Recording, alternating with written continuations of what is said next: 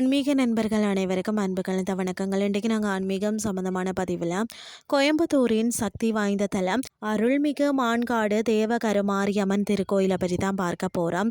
கோவையின் பரபரப்பான grey down பகுதியில் பார்த்தீங்கன்னா அமைதியும் அருளும் ஒருங்கே அமைந்திருக்கும் ஒரு அற்புத தலம் தான் இந்த மான்காடு தேவகருமாரியம்மன் கோவில். இதன் சிறப்புகளை தெரிஞ்சு கொண்டு ஒரு முறை நேரில் சென்று அம்மனை தரிசிச்சுட்டு வாருங்கள்.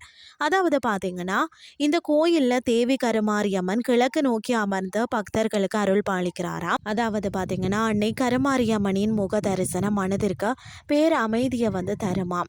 சிவசக்தி சங்கமம், அதாவது பொதுவாக அம்மன் கோவில்கள்ல அம்மன் மட்டுமே பிரதானமாக இருப்பார். ஆனால் இங்கு அம்மன் சந்நிதிக்கு நேர் எதிரே மேற்கு நோக்கி பார்த்தீங்கன்னா வேதபுரீஸ்வரர் சந்நிதி அமைந்துள்ளது. சிவமும் சக்தியும் இணைந்திருக்கும் இந்த தரிசனம் மிகவும் விசேஷமானது.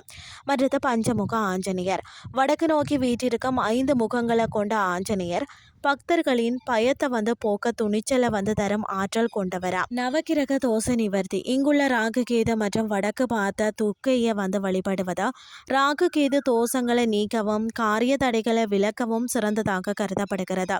அது மட்டும் இல்லாமல் தெற்கு நோக்கி பார்த்தீங்கன்னா தட்சிணாமூர்த்தி 4 ரிஷிகளுடன் ஞானத்தை அருளும் கோலத்தில் காட்சி தருகிறாரா.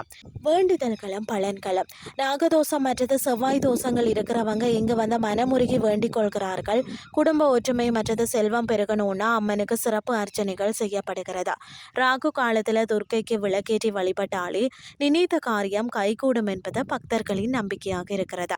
கோவையின் மைய பகுதியில் அமைந்துள்ள இந்த அம்மனை தரிசித்து வாழ்க்கையில் எல்லா வளன்களையும் பெறுங்கள்னு சொல்லி கூறிக்கொண்டு இன்றைய ஆன்மீகம் சார்ந்த பதிவை நிறைவு செய்து கொள்கிறேன். இதே மாதிரி மற்றும் ஒரு ஆன்மீகம் சார்ந்த பதிவோடு உங்களை சந்திக்கிறேன். நன்றி.